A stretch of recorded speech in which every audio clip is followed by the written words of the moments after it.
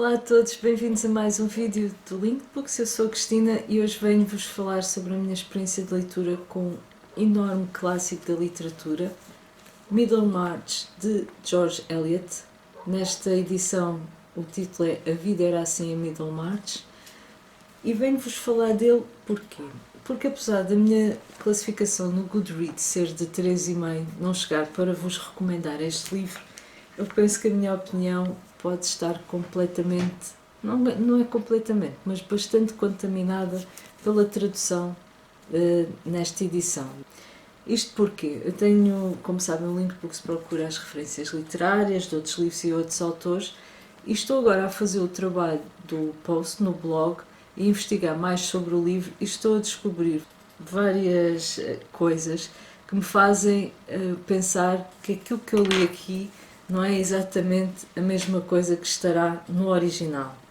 E também por causa de uma experiência de leitura recente, que provavelmente já viram um vídeo sobre isso, a de Jane Eyre, que a meio da leitura de Jane Eyre no original no inglês, numa edição de The Penguin, English Library, tive acesso a esta edição também da Romano Torres, portanto uma tradução em português.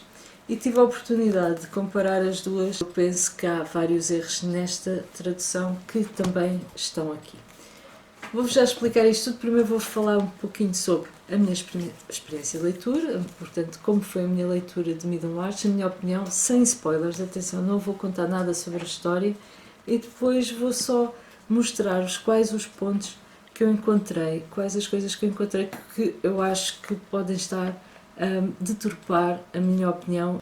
No blog já tinha lido George Eliot uma vez com o título O Moinho à Beira do Rio e depois voltou a ser mencionada na contracapa do livro Waverley, A Aventura de Waverley, de Walter Scott, em jeito de publicidade, aliás, destas edições. E, entretanto, de Lampedusa, na sua obra O Leopardo, também mencionou a autora, George Eliot, e Ruth Rendell, agora recentemente no livro A Sentença em Pedra, também falou em George Eliot. Portanto, fui ler este livro para seguir estas referências literárias encontradas nos outros livros. Foi agora, quando estava a escrever o post para o blog, há uma rúbrica no blog que é Opiniões de Outras Pessoas. E quando procurei, agora já conheço o Booktube, procurei opiniões no Booktube, deparei-me com uma opinião de uma booktuber brasileira que falava do livro e que dizia que tinha sido uma leitura muito lenta. Primeiro pensei que fosse pelo número de páginas do livro, que realmente ele é um pouco extenso, e que era uma linguagem muito difícil para ela entender. E que estaria até habituada a ler romances da época vitoriana, a ler clássicos, mas que este tinha sido realmente um pouco mais penoso. Adorou o livro, mas que a linguagem era difícil. Ora eu, nesta edição, achei a linguagem até simples demais.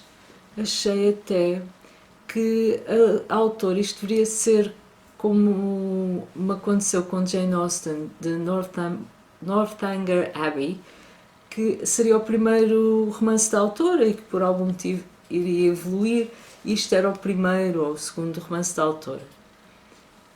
Isso não é verdade. Este é o penúltimo romance da autora e é considerado o melhor, a sua obra-prima.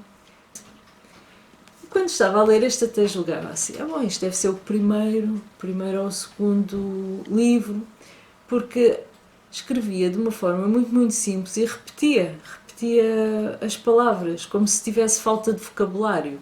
Repetia vários adjetivos, repetia várias comparações. Parecia que em termos de linguagem e de recursos estilísticos a autora estaria limitada. Pensei, é natural, numa obra também tão grande, a pessoa não se repetir, e se era um dos primeiros livros da autora, mas realmente, agora saber que isto é o romance da vida, a obra-prima, não faz sentido, correto? Não faz muito sentido. Outra coisa que achei que, quando estava a ler o livro, vou ver se vos consigo explicar. é que no início de cada capítulo tem um título e depois tem um epígrafe, portanto, ou uma citação, ou um poema, ou qualquer frase introdutória ao capítulo. Mas tem título do capítulo e depois a epígrafe, uma epígrafe de introdução ao capítulo. E cada pequeno capítulo tem uma citação de tudo de grandes livros, grandes outros livros, por exemplo, o Purgatório de Dante, ou Shakespeare, ou, enfim.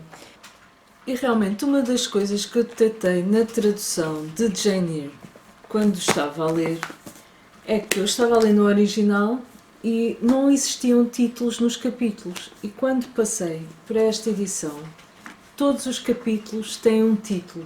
E a existência de títulos nos capítulos que não foram dados pela autora, pelas autoras neste caso, que eu agora estou convencida que talvez Middlemarch no original não tenha títulos, porque não faz muito sentido ter título no capítulo e depois ter epígrafe de introdutório e citações. É demasiado, entendem?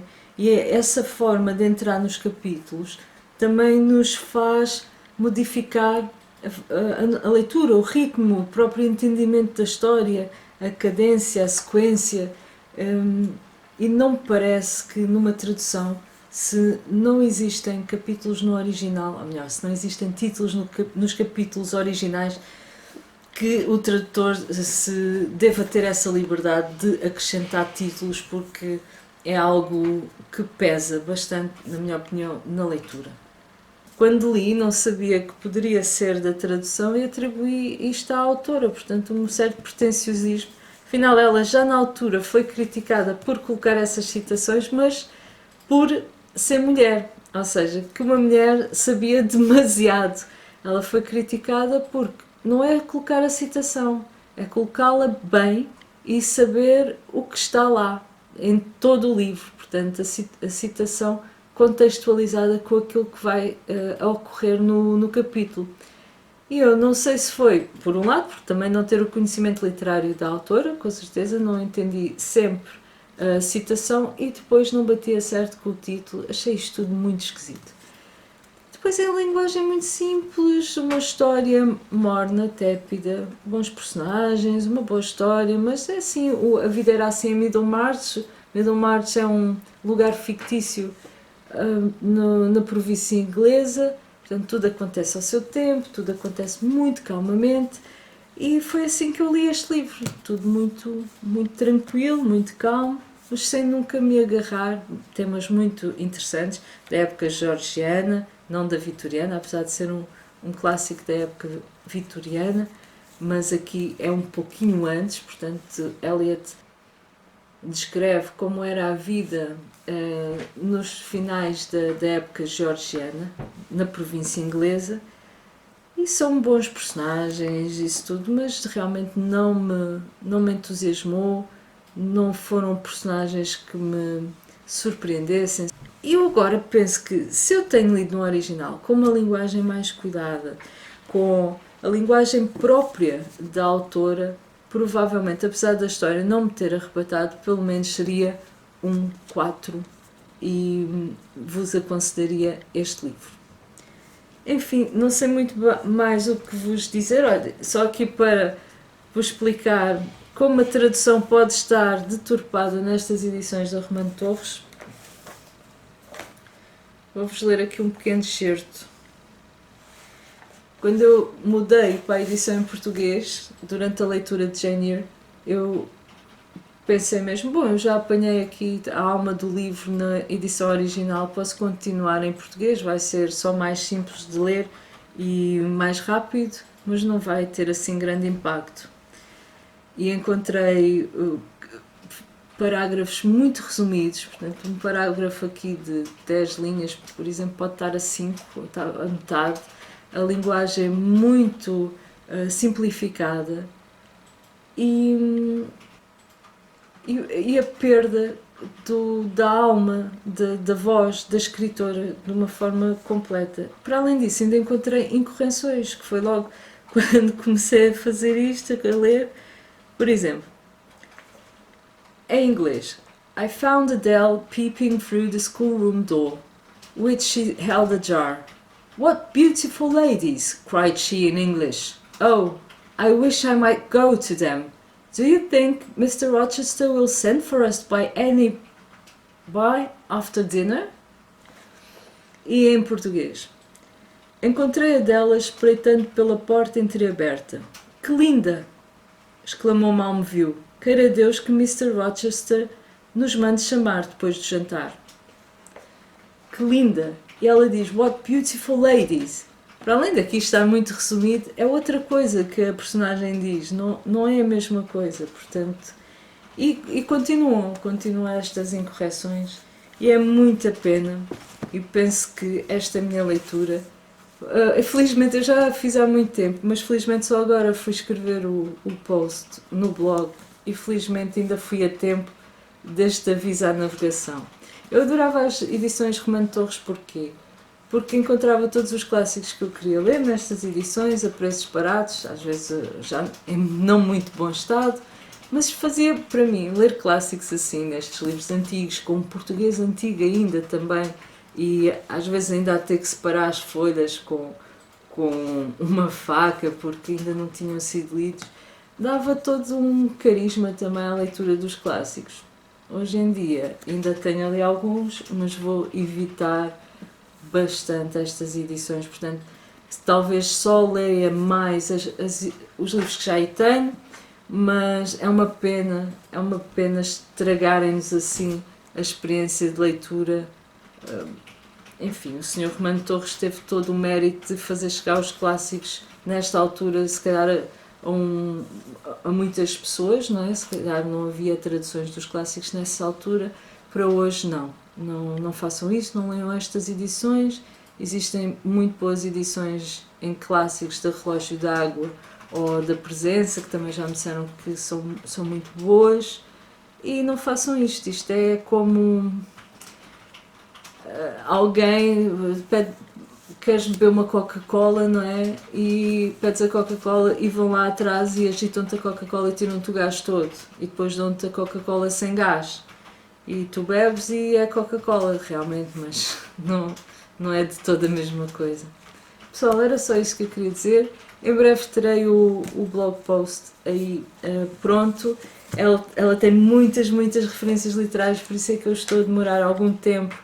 Tenho algumas 7 ou 8 páginas aqui do meu caderninho escritas só com citações e referências de George Eliot. George Eliot é uma senhora, escreveu sob pseudónimo masculino para poder ser levada a sério. Leiam sobre a vida de George Eliot, porque ela é uma mulher extraordinária para a sua época. Foi muito criticada porque não seguiu bem as regras normais que seriam esperadas por uma mulher da sua época, mas tem todo o valor, todo o mérito, e apesar de ter dado 3,5, porque a minha experiência de leitura não foi das melhores, não abandonei este livro por causa de alguma coisa que eu tenha dito, e leiam-no.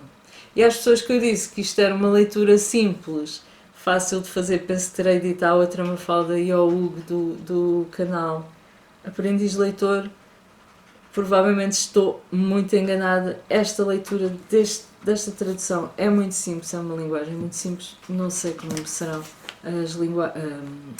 serão as vossas traduções. Já agora, quem tiver aí traduções, digam-me se é verdade isto de haver títulos nos capítulos. Tenho quase a certeza que não. Obrigada, até ao próximo vídeo. Voltarei em breve com uma tag.